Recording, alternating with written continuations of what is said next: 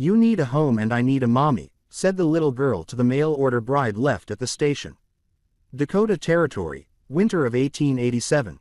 Snow swept in from the north like a living thing, swirling and clawing at the wind-battered rail station. The air bit through wool, the platform board slick with ice. The train that had carried Linda Whitford across half the country gave one last shrill whistle before vanishing into the white horizon. She stepped down from the last carriage, carpet bag in hand, her other gloved hand gripping her hat brim against the wind. The neat dark green coat she had left the East in was dulled from travel, its hem stiff with frost. She searched for a familiar face, a sign, anything, but saw only strangers hurrying away, heads bent to the weather. From the doorway of the station office, the ticket clerk called, his breath clouding. "You waiting on someone?" "Yes," Linda said, her voice rough. "A man named Walter Briggs. He was supposed to meet me. Ain't seen him." The clerk replied, "If no one's here to fetch you, best find shelter quick. We don't keep folks overnight. Too cold, too risky. Hotel's full. Boarding house might be too." Linda's stomach nodded. He promised. "Promises don't stop frostbite." The clerk cut in. Two cow hands stomped past, climbing into a wagon without a glance at her. The platform emptied until only the wind and the groan of the swinging sign remained. Snow was already clinging to her skirt, and dusk crept closer. Then, from the far end, two small figures appeared, a girl tugging along a younger boy. Their cheeks were raw from the wind, their steps uneven in the snow. The girl's braid was loose, her hands bare. They stopped in front of Linda. The girl lifted her chin. "You need a home," she said matter-of-factly. "And we need a mommy." Linda blinked. "I beg your pardon. You look like you don't belong in the cold," the girl said. "And we don't have a mama anymore." The boy, no more than 5, clung to her sleeve, peeking at Linda with wide brown eyes. His coat was missing buttons, one boot bound with twine. "Where are your parents?" Linda asked. "Our pa's name is Elias Monroe," the girl announced. "He's got a farm past the cottonwoods. He's looking for a wife, but he's busy today." Linda frowned. "I don't know him." "You will if you come with us. He won't say no. We've been waiting for a lady." "You'll do." Linda hesitated. "I came here to meet someone else." The girl crossed her arms. "Well, he isn't here, is he? Pa's just not at the station. We're here to fetch you." The boy's voice was small. "It's real cold, miss. Our house has a fire." Linda glanced at their thin coats, their red ears. "Where is your house?" "Not far," the girl said. "Past the big fence, through the cottonwoods. We walk it all the time." She held out a bare hand. "Come on. If you stand here much longer, you'll turn to ice." The clerk stepped out again. "Best decide, ma'am. Sun will be down in an hour." Linda stared at the chapped fingers offered to her. She could stay, risk the cold and the night in a strange town, or follow 2 children to a man she'd never met. She thought of the long miles behind her, of being left with no welcome, and the way the boy's teeth chattered as he tried to smile. Slowly, she shifted her carpet bag and placed her gloved hand into the girl's. "Show me the way," the girl grinned. "I'm Annie. This is my brother, Tommy." "Linda Whitford," she said. "Linda," Annie repeated thoughtfully. "P will like that name." They led her off the platform, their small boots crunching through fresh snow. The wind tugged at Linda's coat, but ahead a thin ribbon of smoke rose into the gray sky. She tightened her shawl and stepped into their tracks. Whatever lay at the end of that snowy road, it was better than being left behind. The path, from the station, wound through stands of cottonwood trees heavy with snow, then opened onto a narrow lane marked by a leaning fence. The boards were gray with age, patched in places with rope. Beyond it sat a low, weathered house with smoke curling from its stone chimney. The front porch sagged slightly at one end, and the roof bore the dull sheen of frost that never melted in the heart of winter. Annie pushed the door open without knocking. A wave of heat met Linda as she stepped inside. The sharp sting of cold air on her face, replaced by a welcome warmth. The scent of wood smoke hung in the room, mingled with the yeasty aroma of fresh bread. A cast iron stove glowed red in the corner, the orange light flickering against the rough-hewn walls. Linda hesitated just past the threshold, stamping snow from her boots. The room was modest, a long table worn smooth by years of use, shelves lined with crockery and jars, a braided rug curled slightly at the edges. By the stove sat a round loaf of bread on a cooling board, its crust dark and crackled. The sound of boots on packed snow drew her gaze toward the doorway at the far side of the room. A man stepped in, brushing frost from his shoulders. He was tall, broad in the chest and shoulders. His shirt sleeves rolled to the forearms despite the cold. His hair was dark, cut short, and a thin scar traced the edge of his brow. His eyes, gray and steady, moved over her once, not lingering, not hurried, before settling into an unreadable calm. Annie and Tommy brightened at his arrival. "Pa, we brought her," Annie said, as if announcing the delivery of an important parcel. Linda straightened, her carpet bag still in hand. The man, alias Monroe, took in the sight of her with no visible surprise. He did not ask her name, nor how she came to be in his house. Instead, he nodded toward a chair near the stove. "Sit," he said. His voice was low. "Eat." Linda glanced to the children, who were now perched together on the rug before the fire, whispering behind their hands and stealing looks at her. She crossed the room, and set her bag beside the chair. Elias moved to the counter, ladled a generous portion of soup from a pot into a thick ceramic bowl, and placed it on the table in front of her. Steam rose from it, carrying the scent of onions, carrots, and slow-cooked meat. "Thank you," she murmured. He gave a small incline of his head, but said nothing more. The only sounds were the hiss of the stove and the muffled giggles of Annie and Tommy as they watched their father's face for any sign of reaction. Linda took a tentative spoonful. The soup was hearty and warm, and the heat spread through her chest in a way that felt almost like safety. She had not realized how hungry she was until that first taste. Elias stepped to a workbench near the far wall, where a block of wood and a carving knife waited. Without looking at her again, he picked up the knife and resumed shaping the piece, his movements measured and precise. The children crept closer to watch him work, the earlier excitement fading into a quiet routine that seemed well-worn in this house. Linda ate in silence, her eyes wandering over the small details of the room, the patch in the rug stitched with thread that did not quite match. The row of tin mugs hanging from hooks above the counter. The heavy boots drying near the door. Everything here spoke of a life built on necessity and care without excess. When she finished, she set the spoon down carefully, unsure whether to speak or simply rise and leave. Elias had not asked about the man she had been meant to meet, nor how she had come to be led here by his children. His lack of questions was not unkind. It felt instead like an unspoken agreement that some truths could wait. The children began, whispering again, glancing between her and their father. Elias only continued his carving, the shavings curling away from the blade and scattering across the workbench like pale ribbons. Linda sat back, the warmth of the fire seeping into her bones. It struck her, then this was not the welcome of a man seeking a bride, not the start of a courtship. This was the quiet allowance of a man who saw a stranger in need of warmth and offered a place by his fire. It was not a promise, only permission to stay. And for now, in the heart of a Dakota winter, that was enough. The mornings began in silence, broken only by the soft crackle of the stove and the muffled patter of the children's feet across the wooden floor.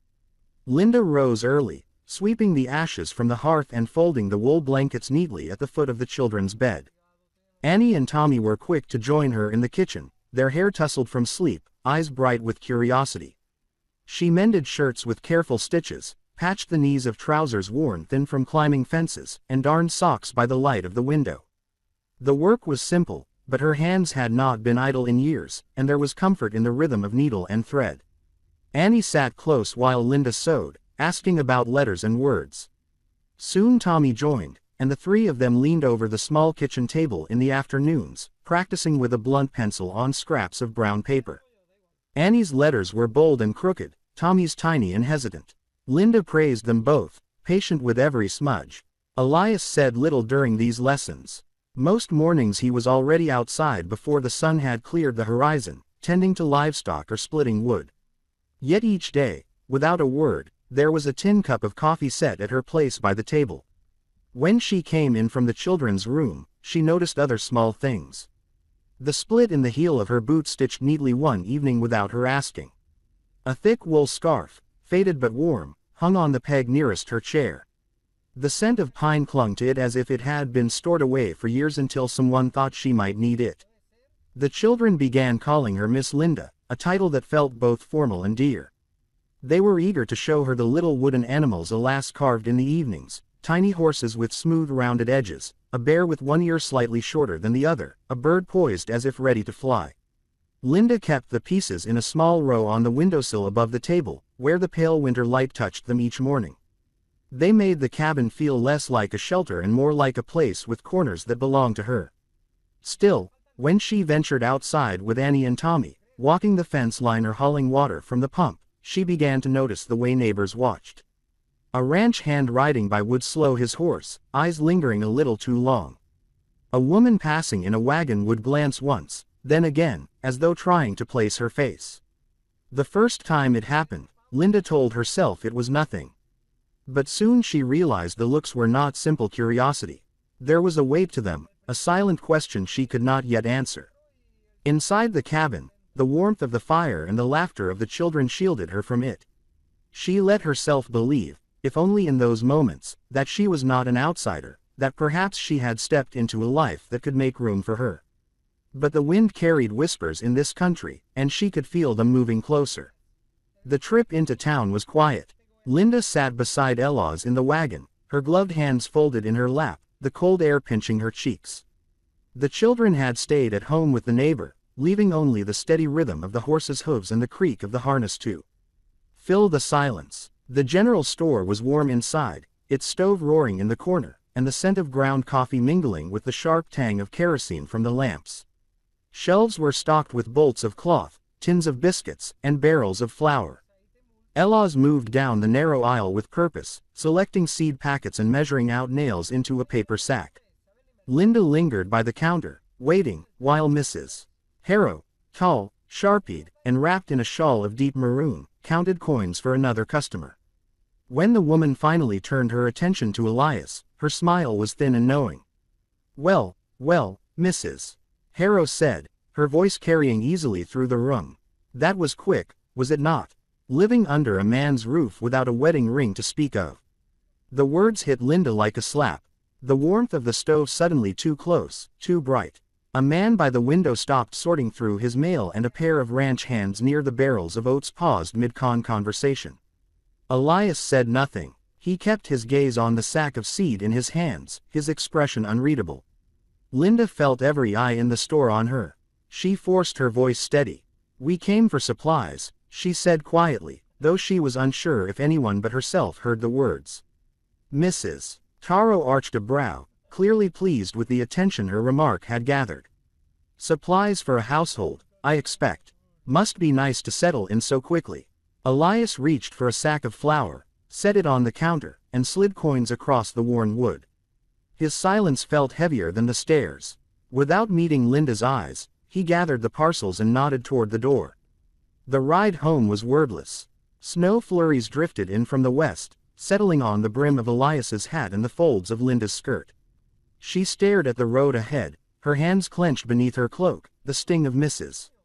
Harrow's words still fresh. When they reached the house, Elias carried the supplies inside while Linda hung her cloak by the door.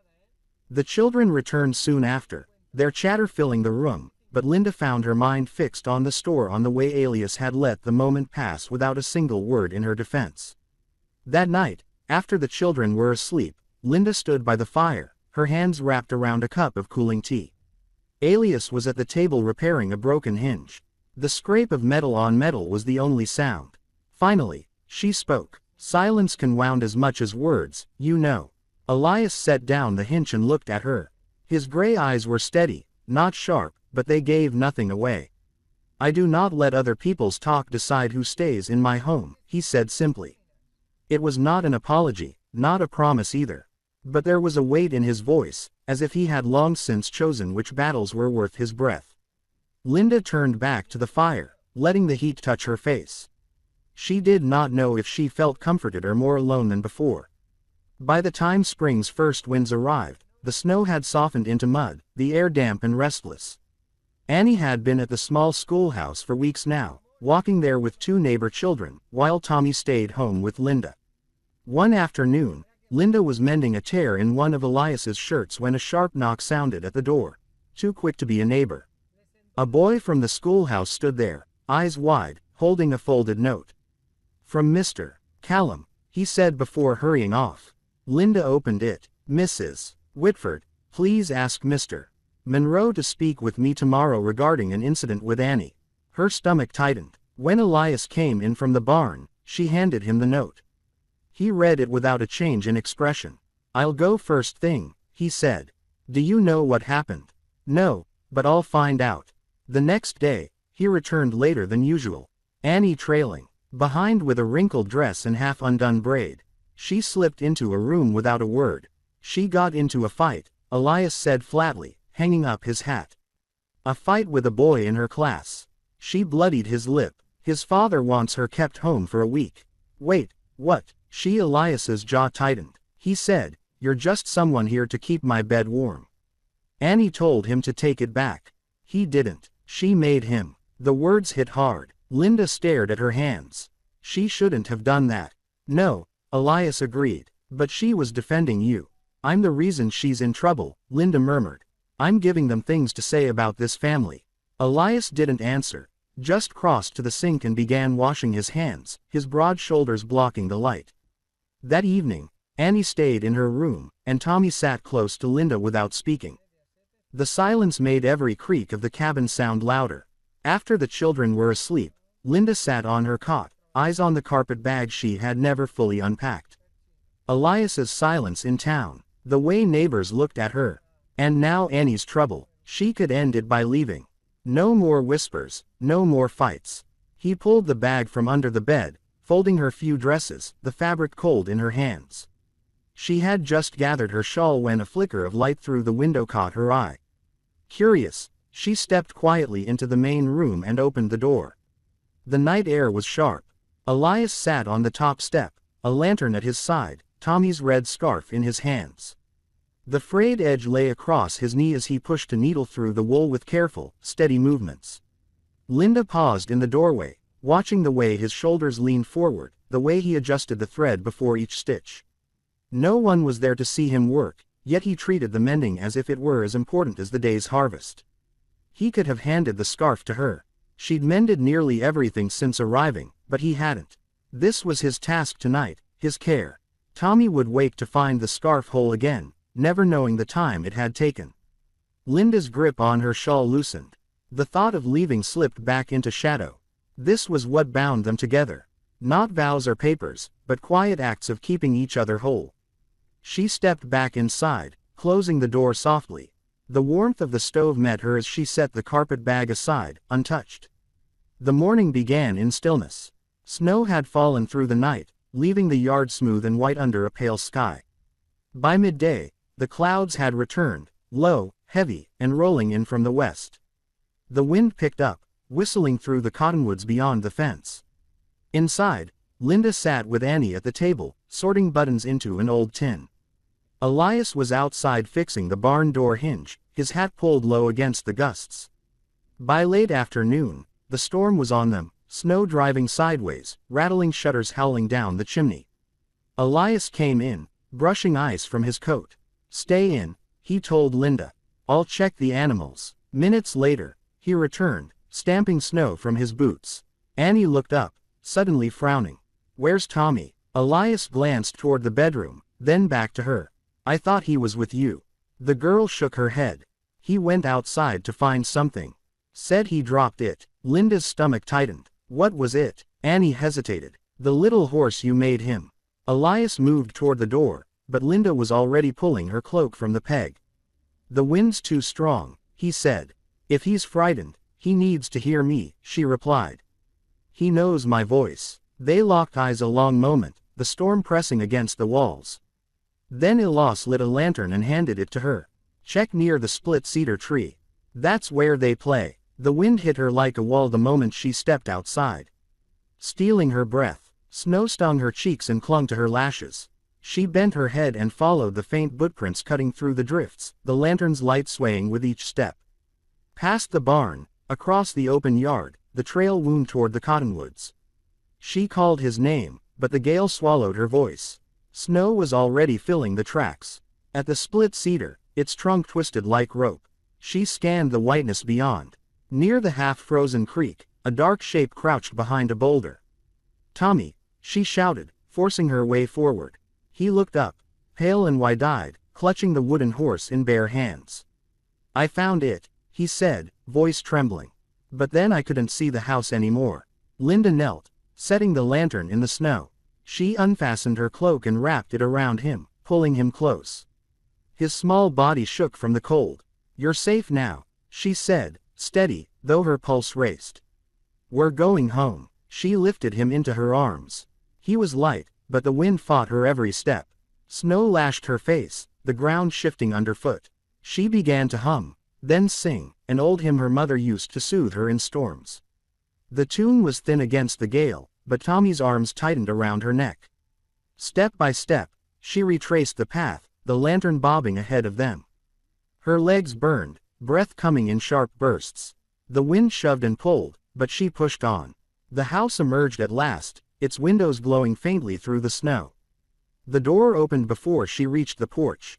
Elias stepped out, striding across the yard to take Tommy from her arms, shielding him from the wind. Inside, the heat from the stove wrapped around them. Annie rushed forward, relief flooding her face. Linda leaned against the door frame, her legs trembling. Elias set Tommy on the bench by the fire, stripping away wet boots and socks, rubbing his feet briskly with a towel. Then he turned to Linda. For the first time since she had met him, his eyes were not only steady, they were open, holding something deep and unguarded. "Thank you," he said quietly, "for bringing my boy back." Linda felt the ache in her arms, the cold still on her skin, and beneath it, a warmth that surprised her, a warmth that had nothing to do with the fire. She managed a small nod. Words would not be enough. Annie pressed the wooden horse into Tommy's hands. He smiled faintly, clutching it again. Linda's cloak lay damp over the chair, but she let it be. The storm roared outside, yet in the glow of the fire, they were together and safe. The afternoon sky had turned the color of wet slate, light flat and cold against the bare birch trees along the property. Linda folded a sheet from the clothesline as the wind snapped at the rest. Her fingers were numb despite wool gloves. Then she heard it, distant hoof beats growing sharper. 4 riders appeared from the bend, their mounts flinging mud and slush. The lead rider sat tall, his expression a mix of arrogance and threat. Arland Pike. His name was known in town. Land disputes, intimidation, debts collected with muscle. His presence felt like a cold draft under the door. The riders slowed as they entered the yard, mud splattering the fence like old wounds. Harlan's eyes swept the house, then fixed on her. "Well, now," he said with a smile that didn't touch his eyes. "Seems the talk is true. Living like a wife without a ring. Raising another man's children and not a scrap of paper to keep your name from the wind." Linda straightened, the folded sheet still in her arms. "I don't need paper to know where I belong." One of the men chuckled, and Harlan's smirk deepened. "Belong. Folks without roots get carried off sooner or later, and the wind, Miss Whitford, is stronger than you think." From the corner of her vision, Linda saw movement by the barn. Outlaw stepped into view, splitting axe in hand, his eyes pale as river ice, locked on Harlan. "Harlan," he said evenly, "if you came to talk about the south boundary, say it. If you came to insult someone in my house, turn your horse and go." Harlan sat back in his saddle. "Boundaries can wait. This is about the town. They don't like irregular arrangements. A man living with a widow, children calling her ma. It makes people wonder, and when they wonder, the court listens. The South Lot claim could be revisited. All it takes is the right voices." The man behind him chuckled again, low and damp. Linda stepped off the porch, boots crunching in the snow-crusted mud, until she stood close enough to see his breath in the cold. "Do you think a paper makes me more fit to care for those children? I've gone into a blizzard to bring them home. I've mended their clothes, fed them, taught them while you've done what?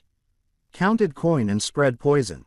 The yard went quiet but for the wind rattling the branches. Harlan's smile thinned. "Reputation is everything here, and you haven't got one." "Reputation doesn't save a lost boy in a snowstorm," Linda said. "It doesn't light a fire on a cold night. Yours keeps people bowing their heads, but I am not one of them." Something flickered in his eyes. He shifted in the saddle, horse sidestepping. A solid crack of steel on wood cut the air.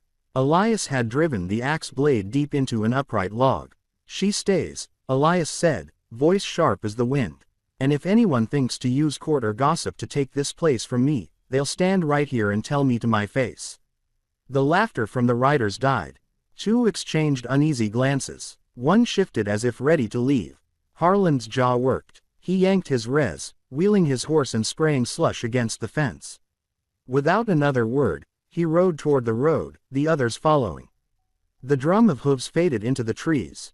Linda stood where she was, heart pounding, the sheet forgotten. Cold touched her skin, but inside was a steady heat. Elias crossed the yard. His voice was low, carrying the warmth of something almost like a smile. "You didn't have to say all that." Linda met his gaze, breath still fast.